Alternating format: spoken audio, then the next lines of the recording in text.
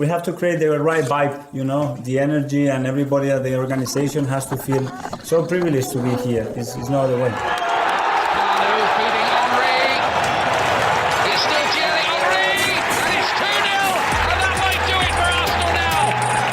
Thanks for listening to the Purely Arsenal podcast. Please follow us on Twitter at Purely Arsenal FP for all the latest Arsenal podcasts. Welcome back to another edition of a Purely Arsenal sit-down podcast. Last week we beat Manchester United at Old Trafford. We got the result, not quite the performance. This week I think we might have got both, but here to discuss it, I've got Neil Shah with me once again. Hello, Neil. How you doing? You all right, Jack and James? Because I'm taking it very SA at the moment. Very SA. I love that. I love that. Very, very good play on words there. James Johnstone with me as well. How are you? Good morning or evening for yourself. Yes. Yeah, no, I'm all good. Pleasure to be back here. New season, first one of the season. And when you win 5-0, you can't really moan. So it's a good one to come on for.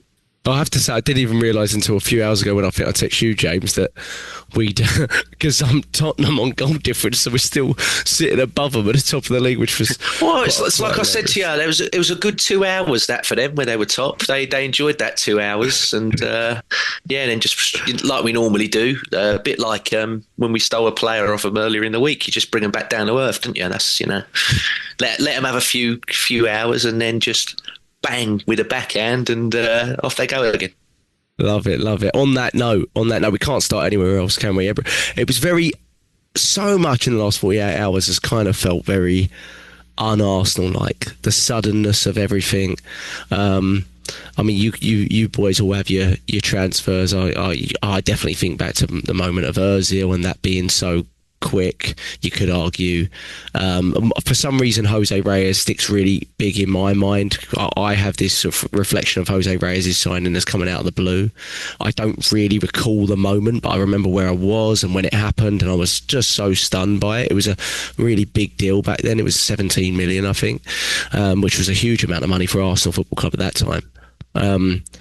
And it just took us aback because we'd heard of this player as well, and me and my brother were so excited. But this one might be the biggest of the lot, really. One, I mean, me and you, James, we called for this signing 12 months ago. I'm sure maybe you even called for it earlier than that, but we called for it on the podcast. We said we thought we were going to make it 12 months ago. And this summer, we'd really hoped we were going to make it, and there were stronger links. And then it felt like it really, all serious sources, to the point of like 5-10 hours before it actually occurred, had reported as basically as in full agreement with Tottenham and them just waiting for Crystal Palace's conference game.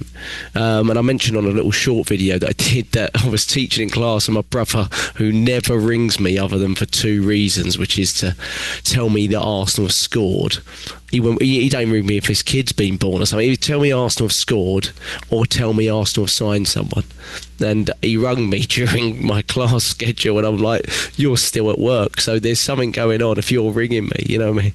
And I was like, I waited 30 seconds, had a little quick look on Twitter, and I honestly, my jaw dropped to the floor. I was so stunned by it, despite the fact that all the links and everything, the fact that we'd moved so quickly. And from that point, I think it was like within 12 hours, it was basically done, or, fully done. I was gobsmacked by it. And then obviously today with the announcement and the way he walked onto the field and his song playing, the way he looks back at the crowd and points up to the sky, I kind of watched that when just a few hours ago was the first time I got to watch it, and I thought he really looks like it means like an incredible amount to him to be back at his boyhood club. Like, he really wanted it. And then when you heard Mikel Arteta say that he'd called him personally to basically ask him, is there any chance of this still happening, because I really want to come to Arsenal. I mean, you just don't hear things, this kind of fairy tale type stuff, really. James, as I haven't had you on, well, I mean, what do you want to add to it? I mean, it was a perfect moment before the game. It would have been fantastic to be there. I don't think either of you got to go to that one, obviously didn't, but it felt very like something you could really talk about being there and how fantastic it was to be there before the game. Yeah, I mean, it's probably going to sound a bit naff from myself here now, so apologies. But, obviously having the tunnel taken away was something that Arteta said that he wanted done because he wanted it to be more of a louder atmosphere. I think how they done that and where you could initially see him and he had the jeans and the shirt on and just, it was one of the few times where something had happened and it wasn't even anything really football related, but I could feel that noise through my I was sat obviously watching it on the television here, but I'm like, it was just radiating, like you said, the atmosphere, but also him as a person. And like you said, he genuinely looked elated at the fact, because he put that statement out for the Crystal Palace fans, and you can tell he's a classy guy. And it was like we all mentioned on WhatsApp as well. They're a very, very classy set of fans. We've signed big players from other teams in recent seasons, and you've seen the absolute crap that they give the player. The best example I can use, Declan Rice. He captains a side to a European trophy. All right, it's the third tier one, but he still goes and does it. He leaves them after arguably giving them the best season in their lifetime. After he's also been there, he stayed there and kept them up when they should have been relegated about 2 or 3 times. But he was their best player to help stop them from being relegated. And now they absolutely abuse the guy, and they abuse the guy's wife.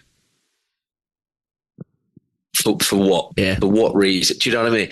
But yet at Palace, they're just like, thank you so much for everything you've done, and have a great time at Arsenal, because they know they love the guy so much that they're like, look, this is this guy, this is this guy's dream. And you got to realise as well, which this is why I love the signing so much as well, just from an emotional standpoint.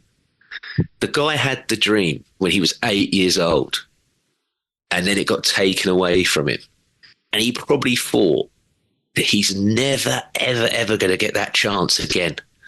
And now 19 years later, through all of his own hard work and everything, he's achieved what he always wanted. And that to me is just insane. And that's why we did our transfer podcast, Jack, and I said these are the 2 players, him and Gyökeres, that I would love to get, but I can't see them happening. We've got both. It's absolutely brilliant. I can't wait to watch him play next week at Anfield. I can't wait, because look how elated he was just walking out onto a pitch in an Arsenal top. Can you imagine what he's going to do when he plays? And that's where I'll leave it, and I'll let Neil have some words. Yeah, Neil, anything to add on that? It's a real fairy tale story, really. And I think for the Arsenal fans, as much as it is for Eze, it's just a really good. And Palace, like James said, I think they've handled themselves really, really class. I've always been, thought of them as a good, proper football club, Crystal Palace, but the way they've handled themselves with the big sales, that's not easy to do. That's not an easy thing to do, to be that humble and appreciative. I mean, it's obviously easier in the sense that they've just won 2 trophies, and that's huge for Crystal Palace, but they were even like that with Elise, to be fair. So that's just their nature as a fan base. They kind of are they understand what they are as a club, but also that players may move on at times in terms of the size of the club and things like that. And that takes a lot for a fan base collectively to do that. So full credit to them. But yeah, go ahead, Neil. Yeah, well, let me start there then. Palace have always been close to my heart. In a weird way, they should have been my team, because that's where I grew up. They're only the stadium's only 10 minutes away from where I grew up. But they've always been, if you're allowed to have I'm not a big fan on these having second teams, but if there's such a thing, Palace are that for me. So if they're never playing Arsenal, or if their results are not going to detrimentally affect Arsenal, I always want them to win anyway. So I was elated with their success. last season, and then obviously then they followed it up with the Community Shield, and just so thrilled for them. And I want to thank them because they gave us arguably one of our most greatest players and greatest personalities in football with Ian Wright as well. They've done that with Eze. For me, you guys mentioned Ozil, Reyes. It certainly was a fairy tale moment kind of effect or feeling. So for me, it's a bit like Bergkamp when he was announced, because that was incredible at the time for us. I still remember the teletext headline, Arsenal signed Bergkamp for 7.5 million. And it just came back to me. And then obviously it's also a Sol Campbell moment because it was just another one on Spurs. Just beautiful. So, obviously thousands of memes, thousands of laughs going around destroying our rivals. Nothing new. We always destroy our rivals anyway, don't we, guys? So it was twofold. And just seeing him enter the pitch with nothing but like awe and happiness, it reminded me of Rice. When Rice came to the club, and you could see he was genuinely so happy to be a part of Arsenal Football Club. And I get the same feeling from Eze. And that's just wonderful to see. I think the other one that was a bit like that was Odegaard, wasn't he? Because he was utterly thrilled, in tears. But his child ran on in the shirt. That was lovely to see. I genuinely have such affection for players like this. That is why, in a way, I know there's a bit of controversy now with him, but that's why I loved Ramsdale as well, because he was just as thrilled when he joined.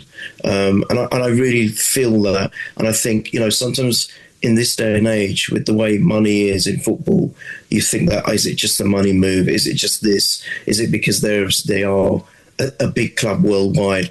But no, I think that this player, like Rice, like Odegaard, for example, and there's been others as well, but these are the ones that are fresh in my mind. He's genuinely so happy. So it's a wonderful signing. It's backup and depth that we so need, especially after yesterday. And what a difference 2 pods make, Jack. We were talking about what the window was like only a few days ago and how happy we were, but it could be better. And now look what's happened. So wonderful stuff. Yeah, fantastic. I mean, brilliant. My thought process, and I know me and you, James, have gone back and forth about this because I find it so fascinating, is I personally don't think we make this signing without the Havertz injury. I really don't. I think it feels so un-Arsenal-like.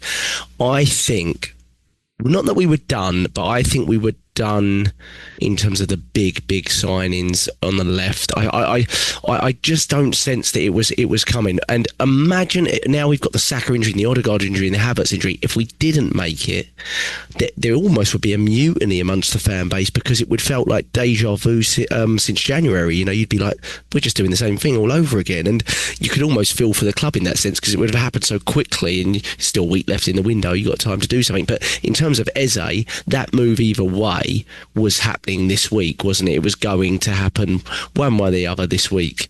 And I personally think it's just kind of out. And it's weird because you are getting different reports. On one hand, Mikel Arteta has to say this was always part of the plan. And there is no doubt that we loved Eze. I mean, there was a ton of evidence to suggest that we loved him. But were we actually going to make that signing? The fact that he sat down with Berta and Josh, called a meeting to basically try to get Eze approved on Wednesday because of the Havertz injury, I think is pretty telling. But I also think it's exactly how a big club should act. So well done to them. Brilliant. I think it should have happened anyway. And that is my slight concern. I think we should have been doing that anyway. But the fact that we did it, and because of the Havertz injury or whatever which way we got there, and we didn't make the same mistake that we made in January, which was to say we're going to sit and rest. And there was something in Arteta's quotes that said and Josh Concrete's quotes that said we were going to try to reach newer heights, and we weren't going to let the same mistakes happen where we didn't act upon things that maybe to leave the squad thin in certain areas. And I think well done to the club for that. There was slight frustration that it caused that I think that was needed. But what was your thoughts, James? Do you think it's a direct correlation? Oh, 100%. But this goes to, this goes to show about we're operating now in a whole new way that, like you said there, but we're not used to this happening. But this could potentially now be our new normal. They said, all the reports said that even back in June, Berta and Arteta spoke to him because there was still the worry about Nwaneri if he wasn't going to sign.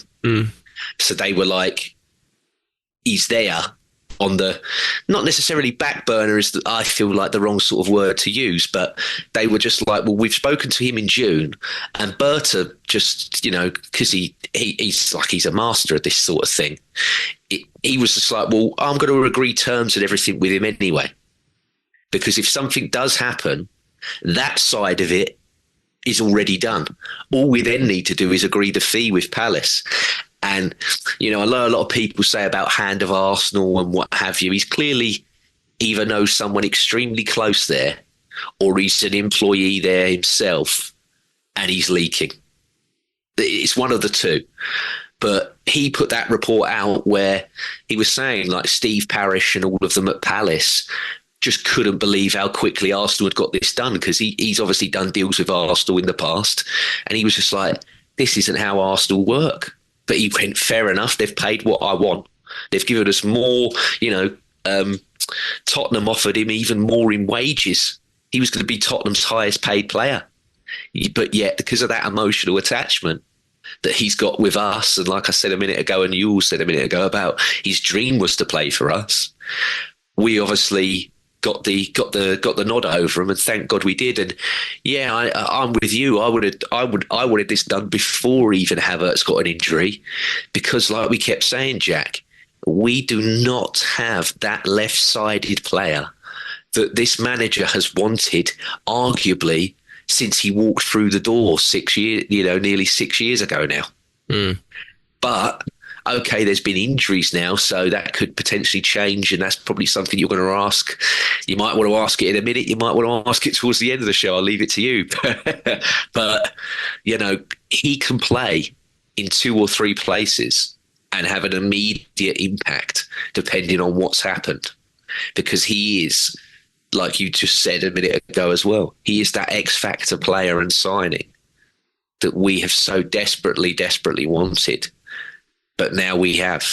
And again, just echoing what we said before, in that I can't wait to see him play next week at Anfield. And just quickly on Berta as well, I spoke yesterday with Dad, and he said to me, James, he went, I know I'm jumping the gun, but he said, this guy is going to go down with fans and everything for a very, very long time, because he said unlike Edu, where Edu was always in the video as well. He liked getting in there. He liked making it a bit about himself and everything. And my dad's like, I'm not disrespecting him, because he said, I've watched where you guys have been on your show, and I agree with you. Guy was an invincible double winner. But he said, he didn't work this quickly. And he said he was very much about himself. He went, this guy has come in here, and he's like, not only am I your friend, because he was like, Edu always wanted to come across as he was everyone's friend. He said, this guy's like, I'm your boss, and I'm about my job and my work. Because, he's in that picture with all the new signings on the side, but you think, as soon as that's done, he don't want to be in the YouTube videos and all that like Edu and that used to. He's probably like, right, well, welcome aboard, see you later. And he's back in his office, and he's on the phone again, or he's on his computer again, because he's working. And he's done one interview, Jack, because he doesn't like giving interviews. And in that one interview, he talked about being so happy that he's here. But he said, this club has been competing, not winning. And he said, well, I don't compete, I win. And I'm looking at everything he's done in terms of the signings where he's boosted. He's basically rear-guarded us, but with options that he's like with Arteta. You trust every single one of these in your squad, that if something happens, you'll play them, because we know what he's like. We know what he's like. He's not been fully trusting of the squad that he has. Well, we've seen it yesterday. when big names go out, he's got people, when they come in now, the heads don't drop. They stay up, and we keep on playing, and we keep scoring more goals. And that is something that he's done that's now fed into the manager, that's now we're seeing the results of that onto the pitch. I don't know, it's only 2 games into the season and people might be going, oh, you're going very early there. Well, we've always prided ourselves on here that we say what we say that we feel that we've seen. And I've already seen an immediate impact in how a manager is reacting and a player is reacting to everything that's happened, even off the pitch. And then that translates to it later on. And that, to me, is something to be very, very excited by. Yeah, credit to Berta. You're right as well. I don't think we do a deal that quickly under Edu, as much as I love him. I don't think we do a deal as quickly where we transition to Gyökeres from Sesko either, because there was never any signs of us sort of doing that. We wouldn't have had that money, Jack. If Edu was still here, he'd have got Arteta that Garcia for 30 million because he wanted him. Yeah. He'd have done stuff like that. We would have potentially blown that budget on more expensive players in the positions that we got for depth. Yeah, exactly. We'd have absolutely blown the budget on the backups and not been able to do someone like an Eze. Yeah. No, you're spot on. And yeah, no, full credit to him. And I think, Neil, you were pretty happy and delighted with the window to a degree anyway. I said I felt this was a really necessary piece for me to go from a sort of 7 out of 10 to a 9 or a 9.5 or a 10 even out of 10, depending on how you evaluate it. I think the only way you could look at the market now in terms of incomings and not being a 10 out of 10 is if you make an argument of an Isaac type signing and you say, well, we didn't get the Isaac. But I think what you'd have to say as Arsenal is if you got Isaac, you'd have to sacrifice one of Eze or Madueke, because financially it wouldn't be doable, would it? And you'd probably you'd have to sacrifice one of them, and obviously your Gyökeres as well, because he would be instead of it. So you'd get 2 rather than 3 attackers in. And to be honest, we did need 3 attackers because we'd neglected the attack for so long over multiple windows, and that's really up to the previous board and administration and structure, that we neglected it over January window in the previous summer. So there's question marks there. You get Isaac, but then you don't get your depth on the right wing, and now you've lost Saka to another hamstring injury.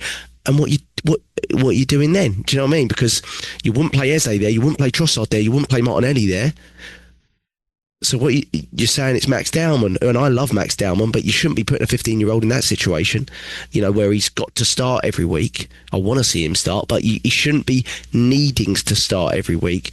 So as much as I was not against Madueke signing, but was worried that it would affect this type of signing, I'm now completely understanding of the Madueke signing. I needed this to support that, and it wasn't about Madueke, it was about, I don't believe we're going to do this piece.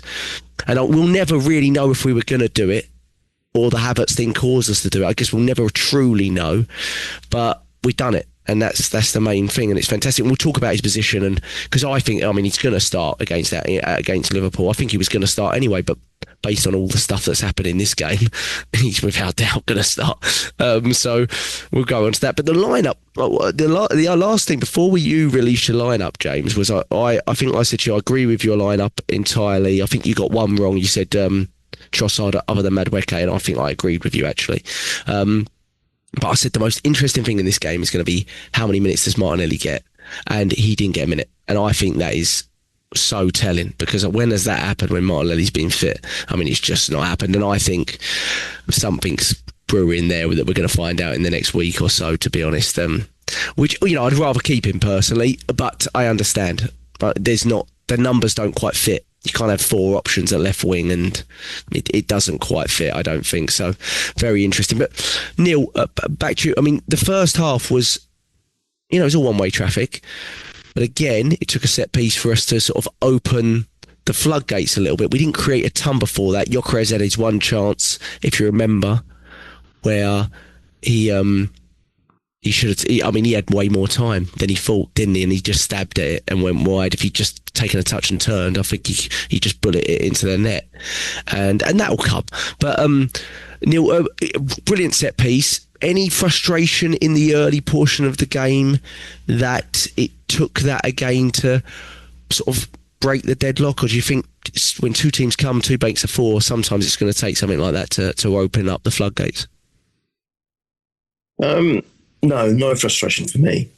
I think if we're going to win games and we're struggling, I'll take any type of goal. It doesn't matter. It doesn't matter. I'm not spoiled in the sense that I have to see great football every second of the game. Of course, that would be lovely. It's so nice to see a complete performance to dismantle any team.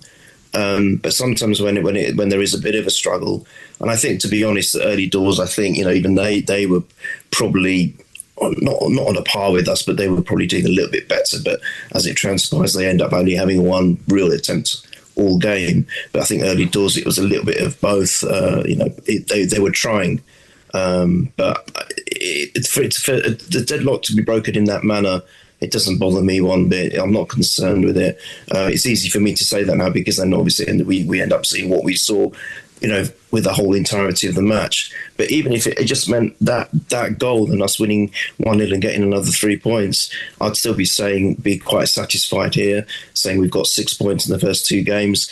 And, it's early doors in the season, the players are finding their feet. So I wouldn't have worried, no. And the fact that we are so good at that, way of scoring, I think a lot of the other teams, they might laugh at us. Opposition fans might laugh at us. Oh, you're only a one-trick pony. But I bet you my bottom dollar, they would love to have that in their armoury. Because when teams are struggling to break other teams down, and that's one of the options to do it, I bet you there's not a team on the planet that wouldn't want to have that. And we are very effective at it. And what I loved about this one, sorry about there's a dog barking in the background. What I would loved about it in this one was the manner of the cross is great anyway. We know that he's great at doing this. It's just such a deadly cross. It's hard to defend against that. But for me, the way Timber got to this and the angle that he produced, it was a weapon. It felt like, for me, it seemed like a weapon. It was so fast, so accurate, and it wasn't easy as well. Because Timber's not the biggest player. It's funny, what we're talking about this, saying that, he's not the biggest physically, but he's just so effective at what he does as defending. And, you wouldn't expect him to be one of these players. You've got big players in our squad now. You've Saliba, you've got Mosquito is coming, you've got Gabriel, you've got the Rices, the Havertz, the Marinos, all tall, big players. And Timber's not the biggest one in terms of statuesque, but he manages to get a really good head on it, and the angle was so beautiful. It's an acute angle, and no one could have done anything about it. Breaks the deadlock, and then away we go. I was thrilled to bits for him because I think he deserved his man of the match as well, by the way. And he's a fantastic signing. I remember when we signed him, and unfortunately that season he got injured after half a game. I was gutted because I thought he'd be our player this season, because I knew the quality that we got, and he really showcased it for me in the last game that we played. So pleased. Yeah, I mean, even last season, first season post ACL injury, and he was in the running for player of the season, wasn't he? He was in the top 3, really. And I said last season that I felt you won't see the best of him going forward until this season, because post ACL, in terms of the fullback position and our foot, we require so much of them that he's naturally going to go, to filter to make sure my defensive duties are good. And I think just defensively, he's the best defensive fullback in the league anyway. But I think you're going to see a lot more of him. And James's second goal, I mean, it's brilliant. Rice again is involved because he wins the ball back, and Zubimendi plays that early pass to him. But that's a lovely ball from Timber, and it's not easy for Saka. He's got a lot of work to do. Could make a slight argument that the goalkeeper could do better, but I think it's the velocity. I mean, it's the speed of the shot from Saka that actually goes beyond the goalkeeper. So I'm not sure it's savable in the sense it's close to him, but it goes so fast beyond his right shoulder that I'm not sure he can get his arm up in time. But James, he does deserve his man of the match. But again, for the second, I mean, it's bittersweet, isn't it, with the Saka goal, really? Yeah, I mean, that's typical of what Saka's done against Leeds. You know, if you look at that game where we played him away, and I think that was the black and gold kit, weren't it?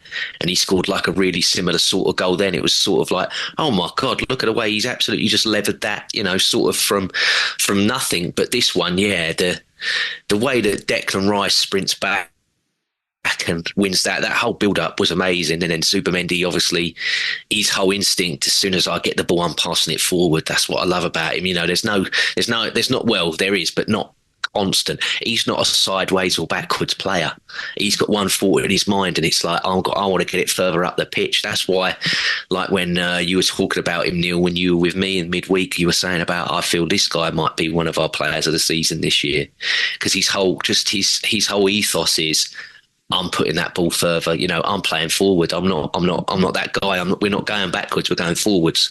And he's a tempo setter as well, which, you know, Jack, we spoke about it last night on messages. You can clearly see just in 2 games, even from some of the pre-season stuff, especially when these guys come and they're in a low block.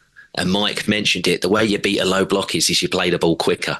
You act faster. And that's already starting.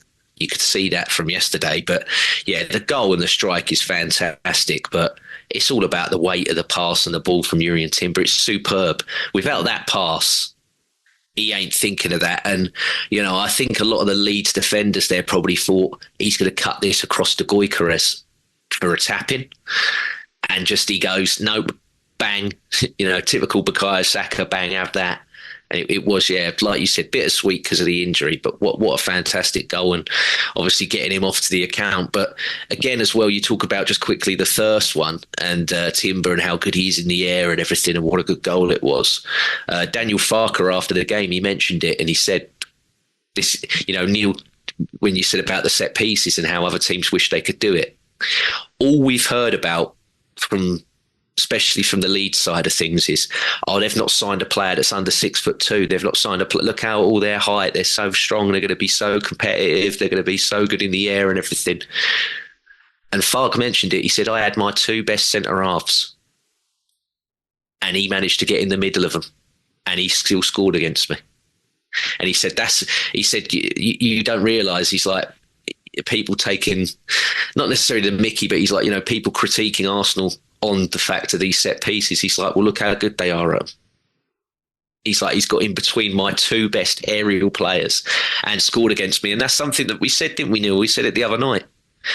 I was like, I said, I still think Gabriel's going to score from a set piece here, because all we've heard is how great this side is in the air and how good they're going to be at defending set pieces. And I'm like, we're still going to do you from one. I just had a feeling we're still going to do you from a set piece. And it's exactly what happened. So yeah, fair play on both goals. Both lovely goals. I mean, pretty much most of the goals we scored yesterday, apart from obviously the pen and the other one from Timber, all fantastic goals. Yeah. So, yeah. It was nice as well. I mean, we 2 goals in quick succession.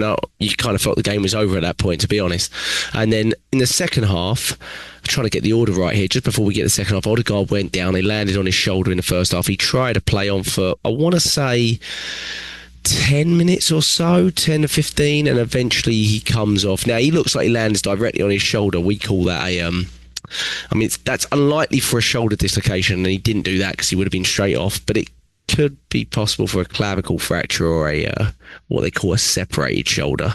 Salah had this in the Champions League final when he fell up. Oh, that was Ramos pulling him down, wasn't it? So I'm hoping the fact that he tried to play on and couldn't, but he was going for about 10 minutes or so, means it's not the fracture, and maybe it's just a sprain to his shoulder. But either way, the most mild of those sprains probably rule him out for at least next week, you know, which is frustrating. But what was good about that moment was he trusted in Nwaneri. He brought Nwaneri on, whereas last season he didn't do that when he went down with the ankle injury for 10 weeks.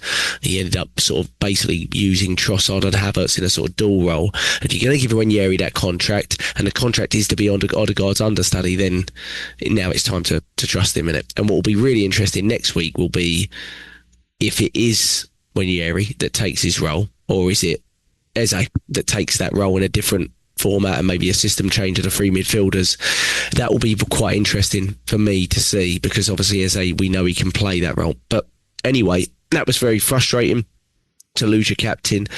Second half, I want to get the order right, but I think the Gyökeres goal comes before the Saka injury. So, Neil, the most impressive thing I found from the Gyökeres goal, because I've seen that goal before from Gyökeres at Sporting, it felt like a Gyökeres type goal, to be honest, in terms of if you watch his YouTube highlights, coming in from the left and powerful running and things like that.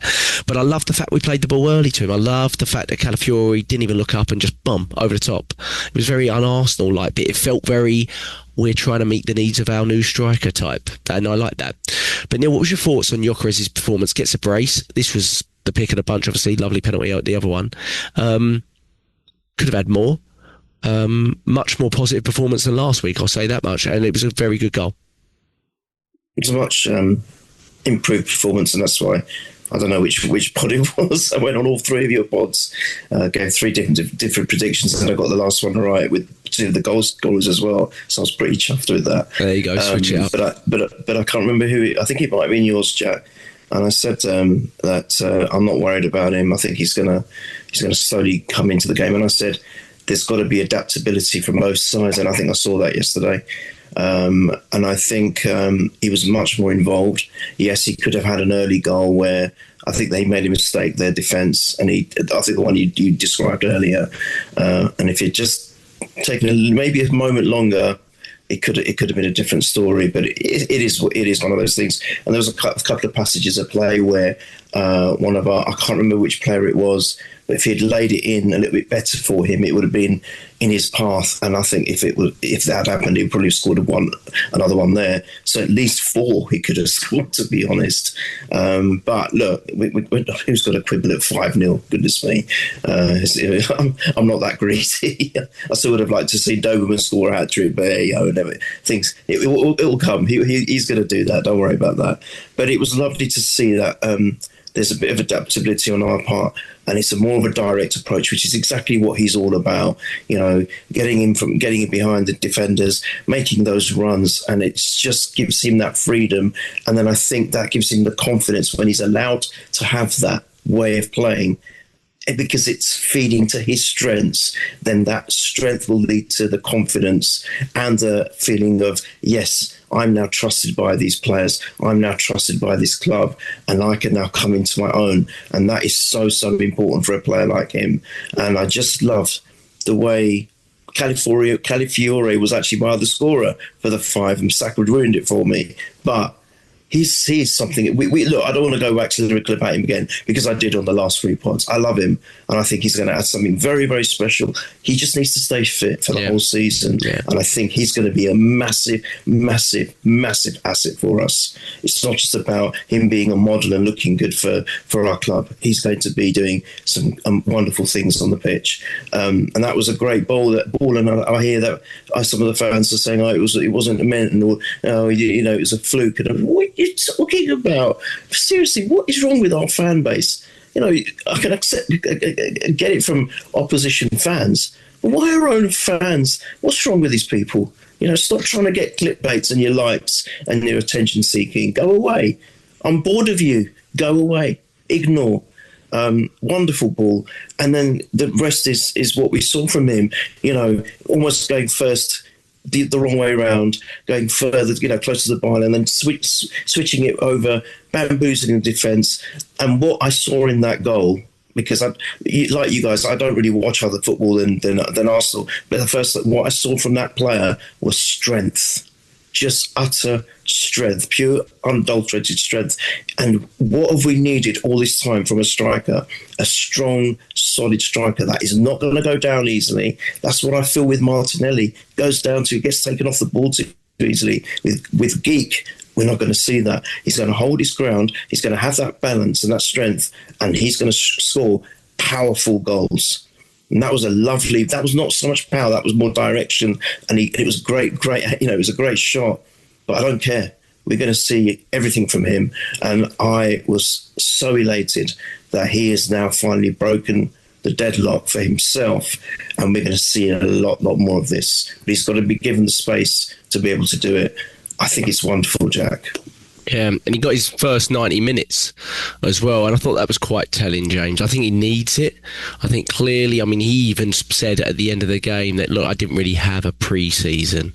And, you know, so I'm looking at my brother constantly text me, he's like, he's too big, he's too sluggish, he's too slow. And I'm like, yeah, but is this really what he is? Or are we seeing a player here that sometimes players are like that? You know, I remember Sol Campbell. Do you ever remember Sol Campbell used to get injured and used to be like, oh, no, the first month coming back is going to be tough watch. He looked heavy, he looked slow, and then you just had to play him through it. No, and I don't know what Gyökeres is yet because I've not watched him regularly, but it looks to me like, you know, every week he's improved physically. I can tell you one thing that he is, Jack, straight away off the bat. It's a goal scorer.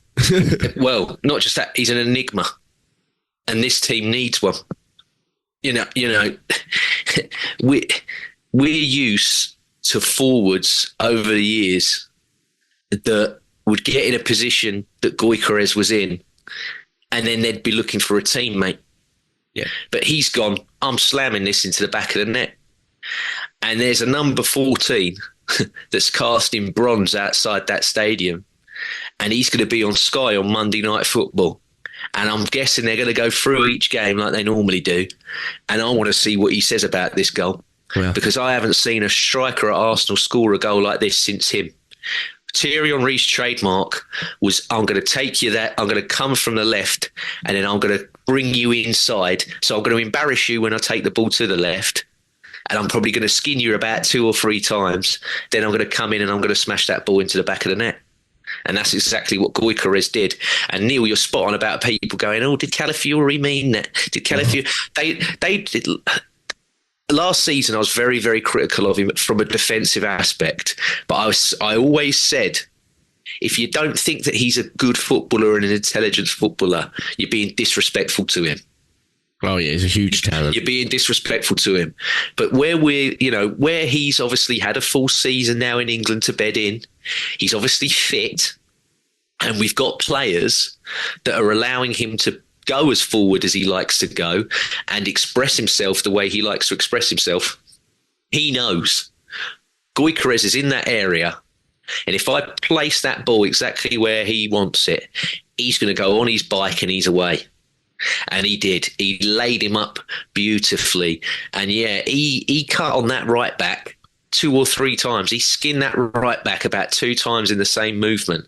And then he done the centre back as well. And the finish could be as scruffy as you like. It weren't perfectly put into there, but he got it. And look at him when he went in. Obviously, he's done the trademark, and all the other fans, we've all wanted to do that celebration in the ground, at home, or in your group chat if you want to send it to your fans that support other teams, because it's winding them up. They're like, oh, you love a gimmick at your place, you're all cringe and everything. Keep sending them it. But he was elated, and that just goes to show all these fans that slagged him off about how he played against Old Trafford, against Man United. That is a small example of what this guy can do. So just watch him now, because he's got a goal now. He's got that out of the way. And last week he had no touches whatsoever in the box. He had 6 this week against Leeds.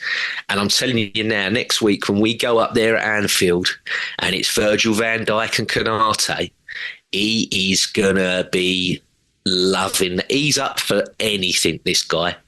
Like you said about his strength, Neil, and his power.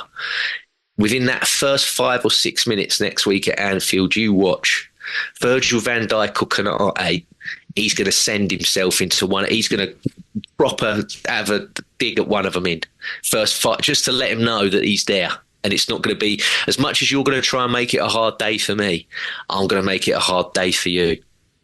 So just watch him next week, because he's going to be right on it. Yeah, Brilliant goal. Just go back to the original question. Amazing.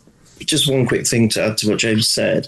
I think you're absolutely right. Him being an enigma, something we haven't had. It's almost become an unknown, because it's so alien to us, because we've been so used to a different way of playing going forward. But I think the only other player that maybe filling a bit of the sandwich between Henry and Geek, I think for me, was Alexis Sanchez, because he could get the ball and then just go and bang. Different, but he was probably the last player, we've said it before, the last player that could actually change a game changer. And I think that was probably the closest. So we haven't had many since Henry. We just haven't. So I think this is going to be so fresh for us. And for a new generation of fans, it's going to be new anyway. But for even us older fans that have seen stuff before, it's going to be so nice to watch because it's going to be different.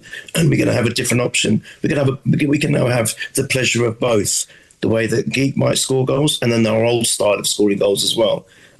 It's so, guys, are you not excited about this season? It's just incredible, mate. It's brilliant. Yeah. No.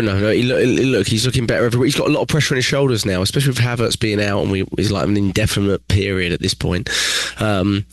He's going to have to play more minutes, and he's going to have to start in almost every game, and his backup is going to have to adjust. I assume that's part of the reason that Eze came in so quickly as well, is that we saw that Mourinho and Trossard are kind of the backups, and therefore Eze can play in a lot of their positions, right? He can play in the attacking left-sided midfield role, he can play in the left-wing role. Trossard and Mourinho can shift if needed, and it's perfect for the short term and maybe even the long term, as in that it doesn't cut, Havertz's pathway, which is, if you went and bought another centre forward, for example, because of Havertz's injury, that's why I never really believed we were going to do that. I was like, well, I don't really see that happening. I don't see how that happens, because then when Havertz comes back, you got Havertz, Jesus, Gyökeres, striker. I don't really see that happening, but this makes perfect sense.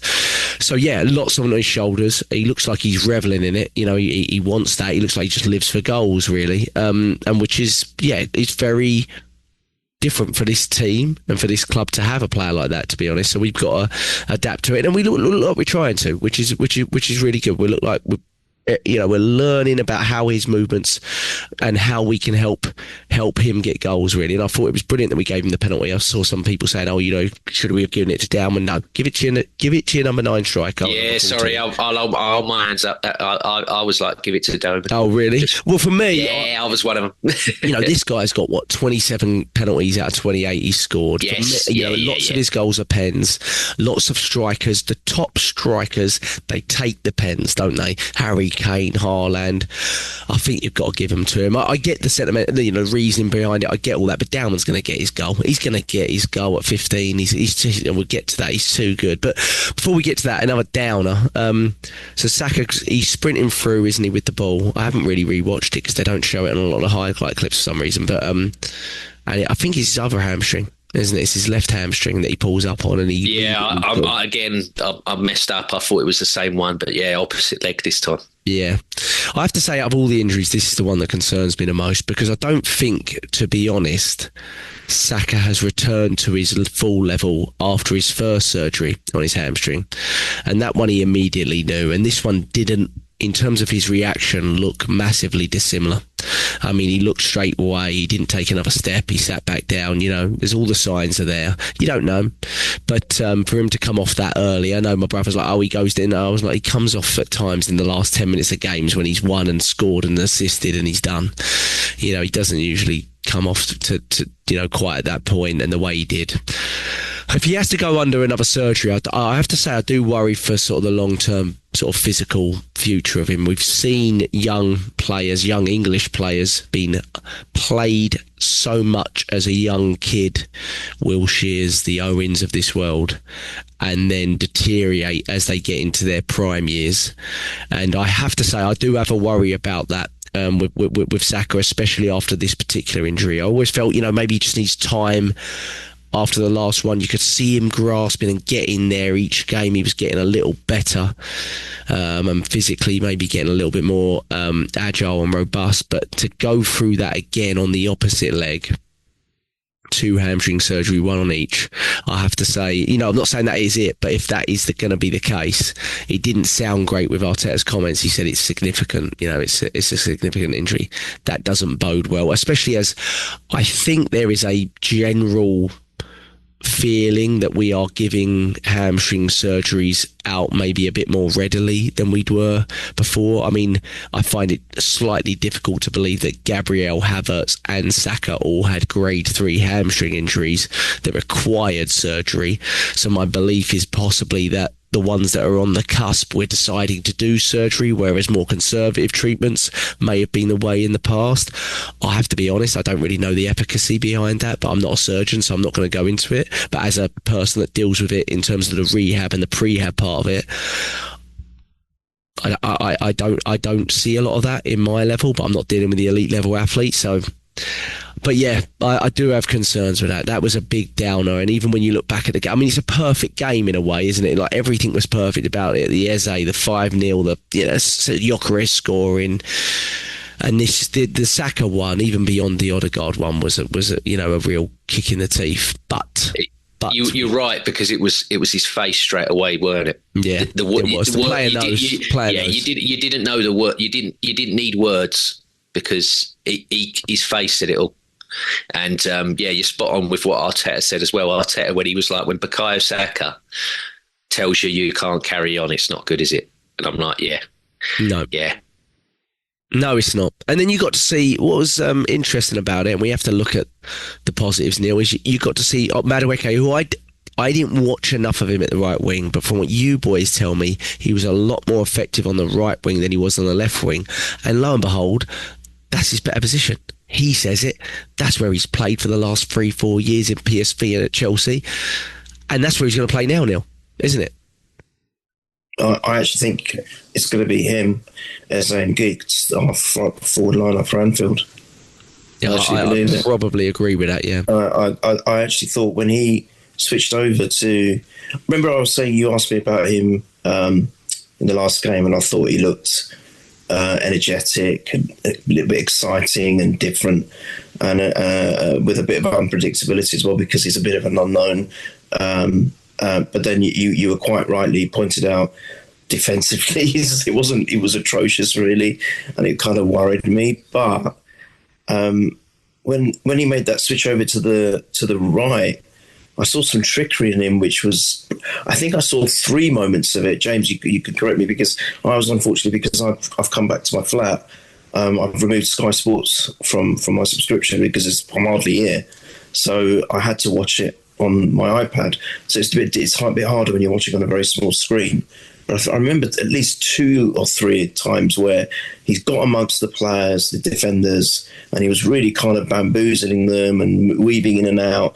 And there was one, I think he did a really nice back heel, it might have been. I can't quite remember. But I just thought, hang on a minute. In the few minutes that he's been in the right, he's already done a lot more all the time we've already seen him on the left-hand side. So maybe this is his position, because he feels more confident being there. And it's so sad, so frustrating and so annoying what's happened. I was very vocal and animated on one, again, I can't remember which pod it was, about our injuries and what happens to us. And I'm getting so sick and tired of it. And we're 1.5 games in, and we've lost 4 players already. 4 key players already. It's sickening. What is wrong with us? If it's something to do with our training methods, please, Arsenal, sort this out, because we can't sustain a club like this. We just can't. It doesn't matter how many players we bring in. This is a new age Arsenal by the looks of it. James, you mentioned it earlier. Is this a new wave? This is the new norm for us. We're going to be getting loads of players in. Well, if they all blooming get injured, what's the point? Right? So sort it out. And it doesn't look good, does it? Arteta's face dropped, and even the stadium you audibly heard, the noise levels dropped considerably for the rest of the game. Even I know we went and scored a couple of other goals, but the noise levels dropped, because I think all the fans knew it as well. And it's not, oh mate, and if it affects him going forward, I think you made some really nice points to me in the WhatsApp, Jack. You really said it well, and I agree with you. It could affect him going forward now. Don't worry, I do. This is our star player, arguably, and we've relied on him, and he's been amazing. What a servant he's been to our club already, and he's still only so young.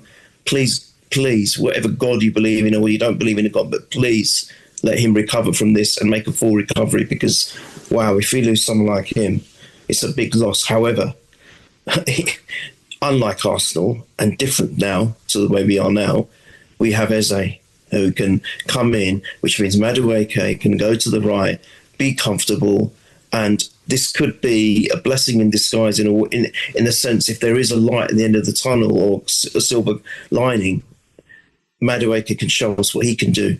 And it justifies what you were saying at the top of the show, Jack, that you couldn't understand his signing because there was no Eze or there was no left winger. Now we've got that player. And actually, it could have been that the stars have aligned somehow to say, there you go, Jack. Now you're going to understand why we got Madueke, because he is almost like the natural kind of backup for Saka. Yes, we have other players that can play in that position, but he could be the one that we need now, right now, because, you've got the Damons, you've got even Ethan that could potentially play there. But, this one could be the most natural one to be there at this moment in time. And I thought he made some great moves and showed us some great skills for while he was on there. So I think he's going to start on Anfield. I think he's going to, like Gyökeres, he's going to get more confident because he needs confidence. You can see it on his face. He wants to do well at this club. And you can see it on his face. It's written all over his face. And I think once he gets into his stride and he gets comfortable in, if it's going to be that position, I think we're going to see good things from him too. So I'm happy. Yeah. And the other thing, James, is as frustrating, as devastating it may be for us and Bukayo Saka, and he is our best attacker, and I'm not for one moment denying that, we have this 15-year-old wonder kid coming through, and I know he's only 15, and my brother messaged me last week. He said, Jamal only played 6 minutes of 15, Jack, so I don't know what you're expecting. I was like, he's already surpassed it, John. So 2 games in, what are you going to say? And every now and then there is a player that comes along and you don't see it, you might only see it once or twice in your lifetime, that will rip up the rule book and cause you to rethink some stuff that you couldn't imagine beforehand, and I am not saying, look, I do not want maybe the issues we're seeing with Saka, we do not want that to happen again with similar like players. Of course we do not. But at the same time, if we're seeing a player that is physically ready playing 15 to 20 minute cameos because there's an opening there in the squad and he is ready, and I think as a footballer there is no doubt from what I've seen in pre-season that this player is ready to play first team football. I mean, as a football player, then we should be excited about that, right? I mean, he was the best player that I saw for us in pre-season, and I'd still say in this game he was my most exciting right winger. And I know Saka scored and Madueke played there and did some good stuff, but this player, he gets you off your feet, and that is what football's all about, right? And as they talked about it, he just wants to entertain the fans. And James, I mean, I don't know what's up. I thought he was fantastic when he came on. I know he had a few shots that went wayward, but his intention and his ability to take on players, he had the most ground duels out of anyone on the pitch, and he won the most ground duels out of anyone on the pitch, and he's 15. So he is, in terms of physicality, he is ready. I'm not saying we should be starting him any week. That's why you bought Madueke, and that is why I'm more and more supportive of that signing now, maybe even more so now the injuries have happened, because it's kind of aligned things, in a funny, weird, warped way. It has. But you can't not be excited about a top footballer, no matter what their age is, James, can you? Jack, I mean, 27-minute cameo the guy had. It's arguably one of the best 27 minutes you're probably going to see of anybody this season. And that's not me being overly biased. That's not me, being delusional. This kid's the real deal. And I did a podcast post-game yesterday, and I got flamed for it, but it's how I feel. I'm like you said, Madueke, when he was on the right, you could see how better he was and everything he was doing. I'd start him next week. I'd start him because that's my favourite saying. Because Kirkes and Robertson, he ran them ragged, and then them two in centre defence. We saw it in the Community Shield when they believe the individual brilliance of Virgil van Dijk and Konate is enough to pull them through. Still, it ain't. Look at the penalty. Even last week, Semenyo and that absolutely cooked Virgil van Dijk and Konate by himself, just with his own, endeavour and willing and wanting to sprint at them and take them into places that they don't want. This is, at 15 years old, this is this guy's MO already. You know, look how many penalties he's winning. Just from his own, just from his own endeavour of, I'm just gonna, he's like, I'm gonna take you, I'm gonna cut in, and you're gonna bring me down, or either I'm gonna score or you're gonna bring me down, and I'm gonna win a pen. And I mean, in those 27 minutes, Gyökeres had 6 touches in the opposition box, which was our highest. He was our second highest with 5. It was him and Calafiori had 5 each. But yeah, and I'm like, and he's 50. Like you said, there are times where you just see something and you just got to hold your hands up and go, bloody yeah. I mean, all right, I was a young man, but I was there when Patrick Vieira got sold and we went, well, we're going to play this 17-year-old boy as our new centre midfielder. And people went, well, after Patrick Vieira, you're mad. And I hate the way he left, and I'm no fan of the player now. But you can't tell me Cesc Fabregas was not an amazing footballer. You can't. And he actually wasn't as physically developed as this kid. You know what I mean? Like, he really wasn't. Yeah. He wasn't a big guy, Fabregas at that age or anything physically. He could play, Jack. Of course he could play. But in terms of, and again, like I said, I'm not trying to say that Doman's an enigma, but the self-belief from Fabregas obviously grew as the time went on. But like you said, when he first come in, you know, he had a bit long, floppy hair like I've got, you know, moving to a new country, you know, new surroundings and everything. And then you just saw, oh, look at this, it's grown and he's blossomed. This kid at 15, and I'm not saying he's arrogant, because from all intents and purposes, he's probably like Bukayo Saka and everyone else that we've got in the squad. He's probably one of the nicest people you'll ever meet in your life. He's probably grounded as anything, and he's as kind as anything. But it's a bit like when Wayne Rooney come through at Everton. He knows that he's special. As much as we as fans go, something about you, this kid knows. This kid knows. And you know, people are saying that, when you're playing him, these people from the other team, they don't want to tackle him because they don't want to be, you know, hurting a 15-year-old. And I'm like, Joe Linton smashed him with an elbow in pre-season in the face. Yeah, he didn't care. And I'm telling you, next week at Anfield, one of them will try and shop him if he is playing. They'll try and shop him. But yeah, what a I think he will play, by the way. I mean, he won't start, but I think I know. I'm just playing in a lot of games because there isn't a backup for Madueke now. Madueke was the backup, so he was always sort of third choice. So really, at that point, it was about, can Dalman make squads? But that's how quickly things can change. You know what I mean? Like it's like when Yeri, you know, he's probably going to start, but he's now moved into that position because Trossard and Martinelli have already proven they can't play right wing, and one of them might be off. And Eze, you know, there's no data on Eze playing off the right. It's not going to happen. So he will be in. He'll be in every squad for sure. I think he'll be, if he's fit, he'll be in every squad now until, you know, the Saka recovery and all that kind of stuff. And if he's in every squad, if you need a goal, you know, hopefully you don't, but if you do, or you're in a position like this where you've won the game, he's going to play, isn't he? You know, he is, because you're not going to play Madueke 90 minutes. So, you know, and Neil, he won the penalty. It was a penalty. Lovely little trickery on the box. Had a few shots. One that just went past the post. But I love the fact that he's taking it on. He's so exciting, Neil.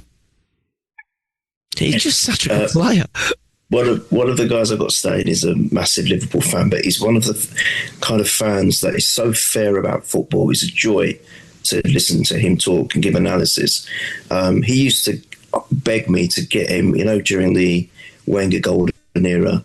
Liverpool weren't doing as well as they had been in, you know, maybe the previous decade, and they weren't as big as team. And he used to ask me to get tickets to go and watch Arsenal because he said they are playing such amazing football. I just want to see good football. I'm a Liverpool fan, and he's a massive Liverpool fan. He's been to all the major cup finals. He goes to Anfield every other week, although he lives in London. You know, he's a proper Liverpool fan, has been since I've known him, and that was, you know, over 40 years ago. So, you know, he was basically saying, he's just put his head around the door now. He said, I'm a Liverpool fan, and he goes, I'm handing the trophy over to you right now. He says, I've seen your squad. I've seen how you've played in the first game. I was watching this Leeds game with you. He goes, and then he goes, now you've got this 15-year-old wonder kid. He goes, he's messy. The ball sticks to his feet. He's got control. He's got awareness. He wants to go forward. He goes, in fact, I'm going to hand the title over to you for the next 15 years because then I told him about Ethan and where his brother as well, who's apparently even better than him.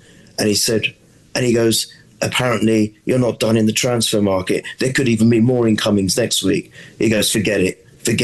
He goes, in fact, I'm going to give you the trophy and cement it to your desk because it ain't going anywhere. I don't know any Liverpool fans like this, Neil. I don't know where he's come from. I know. and you've got to meet him because he's the most fairest fan you'll ever know. You really they have a wonder kid as well. He's one of these kind of fans that he's always said to me when because we watched a lot of games together, you know, in back in the day, and when Arsenal have beaten them, he just stands up and applauds. He goes, "You deserved it. I'll give it to you. I can't complain. You deserved it." Even when they beat us in that FA Cup final, where we controlled the whole game, and then Owen scored. Yeah, he said he goes, "Look, I'm obviously elated. We've beaten you. We won the FA Cup." But he goes, "Boy, did you outplay us the whole game, pretty much." So he's one of these kind of fans, and for him to say that this kid is just something else, he goes, and I said to him, "I think he's going to be the next big thing." You know me, James. I thought that about Unwary, but this kid is something on a different level. And forget the injury to Saka for a moment. I think we always knew that Arteta had intent to play him because he wouldn't have played him like he did in the pre-season friendlies if he didn't. So I think he's too good to be ignored. He's too good just to say, oh, he's one for the future, and he might come in for a couple of the League Cup games. I had this feeling that he was always going to be playing at the senior level, and yeah, not starting. But I think we're going to see a lot of him, and now probably more so because of the injury to Saka. But what he did in those, as James said, 27 minutes is incredible. Goodmanson's a good player, right? He's not a bad player, and he had him on toast. Yeah, he's not bad. Down that wing, he had him on toast. Mm-hmm. And it's like he's not even scared. He's not even scared to mix it up with senior grown men. And he's a 15-year-old. He was playing at 13 against big guys. Wasn't he in the under 18s or something at the age of 13? He's just a generational, unique thing. And I think he's going to be the next big thing for us. And it shows. He gets involved. It's the third penalty he's won for us, isn't it? In the last... Yeah, I think so. Won a couple in pre-season, yeah. Newcastle, Atletico, and now Leeds. 3 penalties he's won us. And James, you know, you did say that we scored 4 wonderful goals on the penalty. I'm sorry, that was a great penalty as well. Yeah. Oh yeah, that's Neil, Harry Kane penalty. We've seen too many of our penalty takers. Yeah. The only ones that could do the silly run-ups and score were Jorginho and Maitland-Niles. Yeah. I mean, look at Saka when we were away at Real Madrid. Yes, did he make up for it? Yes, he did. But when he first done it, we were all, didn't we? All of us straight away were going, soppy. You absolute tit. Yeah. Like, we're away at the Bernabeu and you've tried to dink him. It's like, you moron. You moron. Yeah. Well, Gyökeres is like, even if you get a glove on that, mate, I might break your hand. You'll break your hand. He levered that penalty. Yeah, no messing about, was it? No messing about. And also as well, loved when he obviously did the main one, loved where he did the stuff with his head. Yeah, I do that all the time. And when they asked him afterwards, didn't they, on Sky, and he they knew said, exactly. was that about, and he went, might have been. That's what I liked. He didn't allude to it, but he went, it might have been because of that. Again, our fans, isn't it? Our fans being stupid, criticising a player that's only played 1 game Yeah, you got to back him. Oh, you spent more time doing your But hair. that's society now, Neil. These people, and again, I know in less than a month's time I'm 34, so people will still say, yeah, but James, you're young. I'm telling you now, these younger people that are in this instantaneous society of, I remember when I was young and I wanted to listen to music, I had to go to HMV or Woolworths and buy the single or the album. I couldn't just get on a phone and straight away I got every song and every album at my fingertip. They want everything now. Yeah, because it's an instantaneous society, and it don't work like that. You got to be a bit patient. I'm guilty of it. I'm one of the most impatient fuckers you'll ever meet in the world. But when it comes to football, you just got to see what's in front of you. And again, like you said there about Doman, Neil, and he's playing at advanced, he's playing 2 or 3 levels above. Well, Jack, over here we had Jamie Redknapp and Theo Walcott on Sky. They were doing the punditry, and I know Jamie Redknapp, a lot of the time people go, oh, what is he really there for? Because he was a sick note his whole career, and people are like, he's just a dope, really.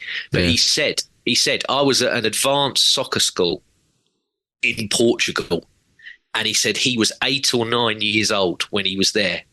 And he went, even then, he was looking at him when he was 8 or 9 going, Jesus Christ, he's going to be one of the best. He said he's the best young English footballer in the country, 8 or 9.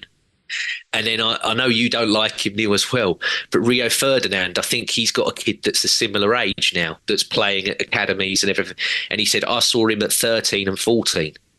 And was going there, right? And he said, I go up and down the country watching my boy play against all these other young players, and he said he is levels above every single one.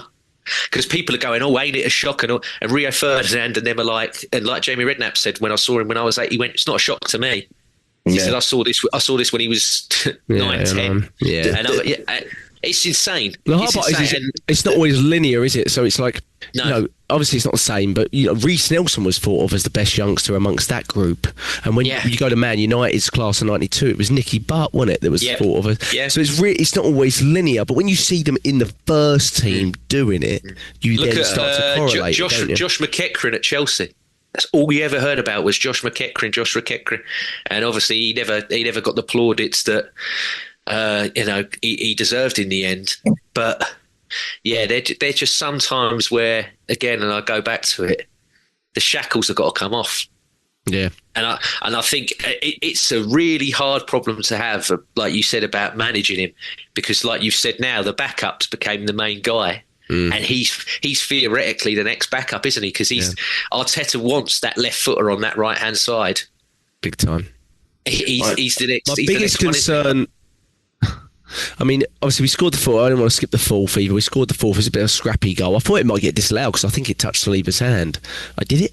I don't know if it did, but when I watched it, I thought it weren't enough. But there's that rule that if it touches anyone's hand, it has to be disallowed. Like we got against Havertz at Villa. Yeah, but you got to remember, Jack, the rules change per week and per what badge is on the shirt. There's no reliability on it, no whatsoever. But I do think, my biggest concern, I guess, Neil, let me know. If Neil, you've got to go, just please feel free to go because I know you're not feeling 100%. Thank you for your time, Neil. Thank you for your time. Me and James might do 5 minutes on the Anfield coming up in the predictions, obviously. But overall, brilliant performance. I mean, we had 3.0 XG-ish to their 0.17, which was created from that one header that David Raya saved really well. So they really didn't get near. Not that they should. But Leeds, like I said, they looked very good. They pummeled Everton on XG last week. So it's always impressive to see us with a new format, with a new number 6, and looking like we've got that defensive solidity back. Gabriel just coming back from injury and things like that. Because last week we gave up a lot, didn't we? Gave a lot of open spaces, a lot of it didn't feel quite like Arsenal from a defensive perspective, maybe even more so than an attacking perspective. So that was. That was a good part of the game as well. We created a lot of chances. I think there's 3 or 4 big chances. We took 5 shots on goal, five goals, so we were very, very clinical. But beyond that, we also had a really good defensive display. But I think my concern next week, obviously, Neil, I think you mentioned your front three being Eze, Gyökeres, Madueke, and I do think that's a likely one, unless we drop Eze in the midfield and he takes Wanyeri's role. My biggest concern is that is a brand new front three, and off the ball, I still have some concerns about Gyökeres' press off the ball in comparisons to Havertz.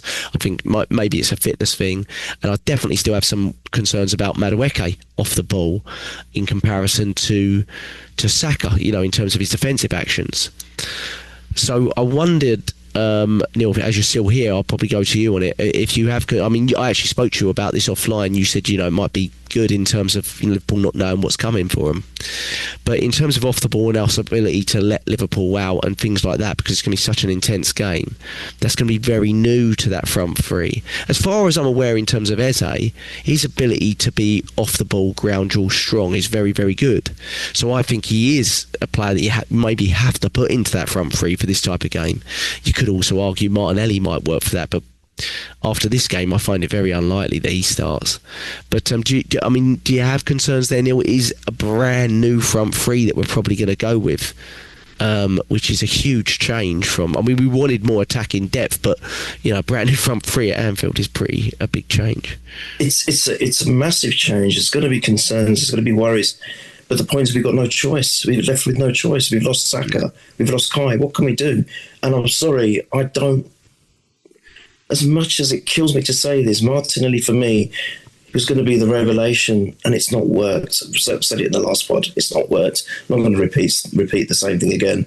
And I think there's a good chance he might even be going. He might even be leaving. Yeah. So if that's the case, then we haven't got the choice. We have to play our new lineup. And as difficult as that is, and as scary as that is for us fans, we have to start somewhere. And all right, it's unfortunate it has to be at Anfield, but actually in a weird way, that could end up being an amazing bit of luck or fate, if you however you want to see it.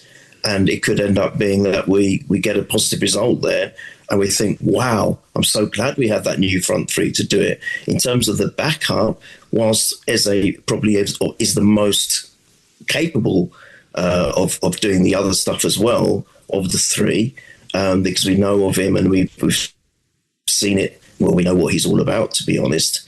Not so much with Geek and Madueke. But then, look, we've got a strong. That's what we need. We need that strong spine. We need that strong midfield. We need the strong defence. I think arguably we've got the best defence in the league, and arguably now with Zubimendi and Rice, at least we've got good backup there in the midfield, and they're going to have to maybe to work that extra bit harder to help those two players at the front that might not be working as hard as the Sakas and as hard as the Martinellis and as hard as the Kais. We've just got to adapt, Jack. So I'm not concerned, and I think that unpredictability may scare and kind of wobble Liverpool a little bit, and I think it's refreshing. So for me, I'm not that concerned. I'm looking forward to it. I'll give you a prediction, because I think I am going to drop off, and I apologise for that. Yes. But I'm going to go 2-1. I think we'll win 2-1. Sadly, it will be our first goal conceded.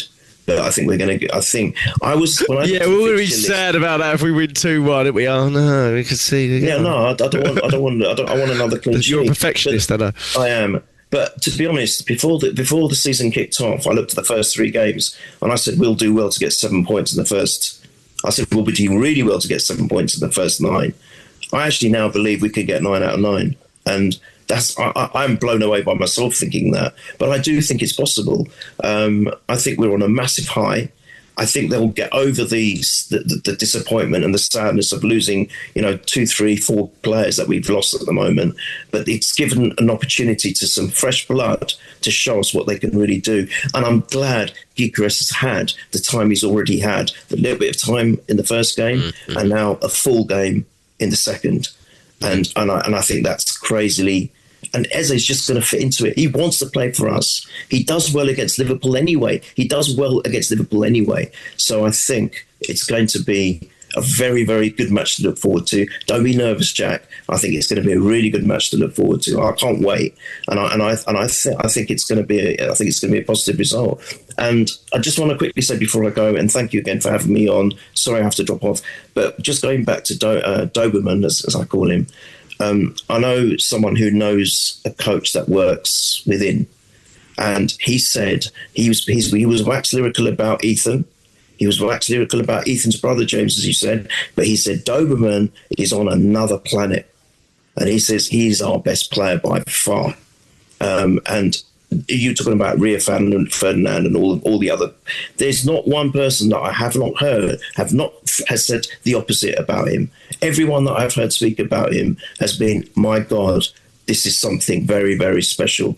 If we can manage his mind, because obviously he's going through puberty, he's going through those young years. If we can manage his mind and we can manage his fitness, I think we've got potentially what could be the next greatest thing in football worldwide, not just in this country. And with that, I'll say thank you to everyone, and I'll say my bye-byes. Enjoy the rest of the podcast, guys. Thank you. Give me a first scorer, please. Oh, first go, Icarus. Thank you. Thank you, Neil. Feel better, please. Thanks a lot. Take care. James, before you go, I'm going to get your prediction as well. Before I do, if we do that as a front three, and I was just looking up, Saka has unbelievable defensive actions, even though I feel in my head Martinelli may be better defensively. Saka's defensive actions in terms of blocks and interceptions and tackles is actually better than Martinelli's per 90. But Eze trumps Saka's. He makes more tackles, more defensive third actions. His percentage tackles slightly lower, but he makes more blocks. Now, you could argue that it's because he's playing for Palace as opposed to Arsenal. So there's the difference. So that's a hard one to judge. But without doubt, he contributes defensively. Do you know what I mean? And it'll be very interesting because it's hard to judge Eze's position at Palace. They play a 3-5-2 or a 3-4-3, whichever way you want to look at it. But they play basically five at the back with two wing backs, don't they? So he's playing like Sarr behind left side, but behind Mateta in that attacking midfield, inverted left wing role, whatever you want to call it. So it's very interesting to see but I think wherever we play him at Anfield will be where he plays the majority of his games, because if he doesn't play an Odegaard's role when Odegaard isn't available, he's not going to play an Odegaard's role. Do you know what I mean? Because otherwise that's his. But if he doesn't play left wing when we've got issues at the wing side, maybe he doesn't play as much there. So it'd be very interesting. But do you have any concerns, before we get your prediction, about us replicating Odegaard's ability to press and lead the game through Ranieri? Yeah, slightly, yeah. But what I will say, I know you mentioned it a minute ago about Gyökeres is nowhere near the pressing threat that Havertz gives us. And you're spot on. However, yesterday, even in that first half before we scored, there was a few where he was closing that keeper down, weren't he, when they were trying to play out it. And I'm like, that's another week where he's been in with them for another week, and that manager's going to demand it. I'm like, he's going to demand that you graft as well as scoring goals. He's going to want that from. So I'm like, that's going to grow. And also being at Anfield and knowing what winning there would do to us as a club and for us as a fan base, I think he's going to improve on that, Jack. I think he's going to realise, I need to back all that up. But I saw some people saying it wouldn't shock him as well if he didn't go for Marino, just because he was like, I might pack it with all my stronger sort of players. But no, for me, I'm like, don't do that, Mikel. I don't think he can now after the break. Have a go. Yeah. But I'm like, go up there with, and I get last season against Man City where we were a player down, we couldn't do what we wanted. And even the season before, I still believe I know we didn't win the league, but I still believe going up there and drawing, it was a good point. It showed that this team could do things that we hadn't seen before. But I'm like, now where obviously we've had them challenges and didn't get anything over the line, we can't be cautious anymore, Jack. As a manager, he can't be that cautious. I'm like, go up there with all your new players with the intent of winning. I'm like, don't be frightened. Go up there and have a go. have a go, because like Neil said, and you talk about the data, me and you do the data all the time. Defensively, for the last 2 years, we're the best in the league, arguably one of the best in Europe. So be a bit more bold and have a go, because the lads behind them, they're not slouches. They know exactly what they're doing. So put these players in that we want and have a real good go at them. And do you want my prediction yet? Or please. Yes. When you're ready. I'm the same as Neil. I know he's probably going to go, he's copying me. I think we're going to win 2-1, Jack. I don't know why. I don't know why.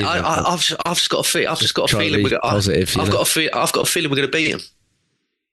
And I said the other day when people went, them and Man City, coming up, and they're like, if we, my heart's telling me we're going to get 6 points, and my head's telling me we're going to get 4. I think we're going to get 4 points, but I actually think we're going to win this one, and the City one's the one we're going to draw, unfortunately. Well, it won't be unfortunate, it'd be a good point, but do you know what I mean? I think we're going to go there and beat them. You mean at City? Because don't we play City at home first? I think we play City at home, yeah. Okay. But I think we might draw that game and win this one. But nah, I know. I don't know if I'm just going off the pure vibes that are at the club at the moment, the whole good feeling that's in there. But yeah, I think we're going to beat them, Jack. I really do. The first scorer, if we do. Well, Neil said Gyökeres, so I don't want to copy him. I might go bold, Jack. I think he's going to start him again. I'm going to go Calafiori. Yeah. No, he likes a big goal in a big game, doesn't he? He likes it. Northwest. He's a big fan of the clan in the Northwest. So I'm going to back Calafiori to bang one. Yeah. Yeah, little banger, screamer. Oh well. Yeah. Okay. But if you look again, purely on data, our most productive players at the moment are 2 fullbacks. They're the top goals and assist makers in the league, aren't they? Yeah, their GA's great. Because Calafiori got an assist for the Timber second one, did he? Yeah, he got 2 assists, yeah. Loves That's an hilarious assist, that one. When you get some of them cut off because, someone's toenail hit it from a wonderful pass or something. Yeah. But then you get an assist like that. It's kind of interesting. This is a thing, Jack, and again, this is where I get really confused, because I put stuff out on these podcasts that I do and my own channel and everything, and then I mention it to you guys in the group chat. And this is something, if we've got a wide variety of listeners. So if there's someone that does listen and they do work for the Premier League, help me out, because for fantasy football, when you win penalties and you win free kicks or something, they give you the assists for it on fantasy football. But then the Premier League themselves don't. So I'm like, well, hang on a sec. So for your game, you recognise them as assists, but in the actual games that happen, you don't. Because I thought to myself, look at that, Doman on the mark. I was giving it hashtag numbers for Doman, weren't I, yesterday? And then I checked and they're like, no, winning a penalty don't count as an assist. I'm like, it fucking does on your fantasy game. And I'm like, what's the rules? I'm like, tell me like we said earlier about, is it a penalty? Is it not a penalty? Is it a handball? If it's not a handball, I mean, explain it to me. Yeah, crazy. Because I thought if you do win the penalty, it does count as an assist. But no, apparently they don't officially they don't recognise them. So yeah, and I mean that second one, it's a Calafiori assist. I think he ran into the ball and it landed to Timber, did he? It weren't like he passed it to him. I think it just bobbled off. It's a bit of a pinball wizardy type assist for him. I mean, they all count. It was all like ping pong in there, wasn't it? Yeah. It was mental. Well, Tottenham are willing to go over 70 million for Savinho, apparently. Fabrizio Romano just tweeted. They're desperate. Yeah, they are. Desperate. I mean, he's a good footballer, Savinho, but he had one goal last season in the Premier League or something. Yeah, but you know what them bastards are like. They probably were licking their lips when they found that we bought Eze, going, they're going to come back in for us now, and we can bump the price. Yeah, because I think he'll go and get Rodrigo when he's sitting. That will get me Rodrigo and me. Yeah. Donnarumma next week. You know, he's loving life, old Pep. Yeah, he's going to go. The thing is, though, Donnarumma doesn't make sense under Pep. I mean, he's a very good goalkeeper. I mean, Trafford in that first game, I thought I went over the top because they looked scary against Wolves. But then yesterday, I was like, that's the real you. He was dreadful. Why is he starting over Edison? Because they're going to sell Edison. I'm like this ain't bloody. This ain't Charlton at home when you're playing for Burnley, mate. I never really got the love for Trafford either, because he was dreadful for Burnley in the Premier League as well. Yeah, he was throwing it in. He couldn't handle anything from set pieces and stuff like that. I'm sure he's a good goalkeeper. I know Pep wants them to play out the back, but I'm like, he's not telling you to put a ball into an oncoming press, mate. I'm like, you have buggered up big time there, son. Yeah, there you go. Because I'm like, he'll go for the goalkeeper that can't play with his feet over you, just from the point of view of he ain't going to play it into an oncoming press. Yeah. You know what else is interesting? Obviously, we got a lot of injuries, but and Liverpool never get any, but they do have a little issue on their right back side, don't they? So it'll be interesting to see how they set up against it. Obviously, they're playing an Isaac-less Newcastle, who have been dreadful all pre-season. Connor Bradley's back, isn't he? And he's a much better. He's back. So apparently, he's a much better defensive fullback than he is he ain't going to be like. They'll be fine, yeah. They always claim they've got injuries, they haven't. That's the thing. Nah. Well, they claim a lot of things in Liverpool, mate. Yeah, exactly. You got to remember they invented everything on top of it. So you're right. You know what I mean? It sounds like he is back. He is back. So I don't know what they're moaning about. It's amazing how they. I mean, wasn't Slotcourt moaning about having two? He hasn't even got them. He was moaning about having two injuries in one position. And the other one of them's already returned. I'm like, what are you talking about? You have no idea what two injuries in one position looks like, do you? Mental.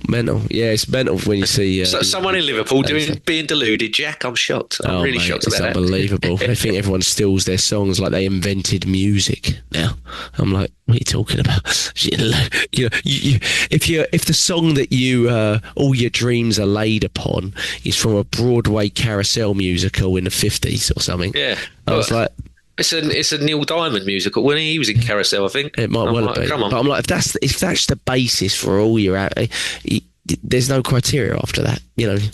Everything's out the window. And you know who started singing it first, didn't you? Before they added it. Do they? Yeah, they'll say Celtic, won't they? Probably. Yeah. No, it was Man United. What? You never walk alone? Yeah, it was Man United had it first for a bit. Yeah. See, they're all sharing it all about, aren't they? This is joking. There's no authenticity to it whatsoever. But you said 2-1. Who was your first scorer? Oh, you said Calafiori, didn't you? Yeah. So I have to go with something different. I'll go 1-0 Arsenal, Eze. I'll go with that. Look, isn't it lovely to see our number 10? Last time we won, mate, two debutants scored it, didn't he? Podolski and Cazorla. So I'll take Eze on his debut. Last time, was it? Last time we won up there in the league. Yeah. Flipping heck. Yeah, I remember that was the first day of the season, wasn't it? Yeah. Joe Cole got a red card, wasn't it? Yeah. Who got a red card? Joe Cole, wasn't it? I think Joe Cole's first game for them, weren't it? He got sent off. Red card. I don't remember. I remember the Cazorla and Podolski's goals, but that was a good shirt, by the way. I love that shirt. It was got ruined when we went to Bradford, but yeah, it was a good shirt. Yeah, it was. It was like a unique one. We've never done anything like that again, really. So yeah, we'll probably never do it again. We'll just do the lightning one for a 7th time. Don't get me started on it. James, it's been a pleasure. We're at Purely Arsenal FP on Twitter. We're YouTube, Spotify, just Purely Arsenal. Feel free to comment, a subscription on YouTube. That helps us out a little bit. We do a post-match podcast every week, and we'll be back after the big one at Anfield. But a lovely weekend to everyone. Great win. Hoping for good news on the injury front, not expecting it as such, but you got to keep your hopes up with that one. But up the Arsenal, we'll be back very soon. Eze will also be in Arsenal colours next time we chat to you. Lovely stuff. Thank you, James. Take care, everybody.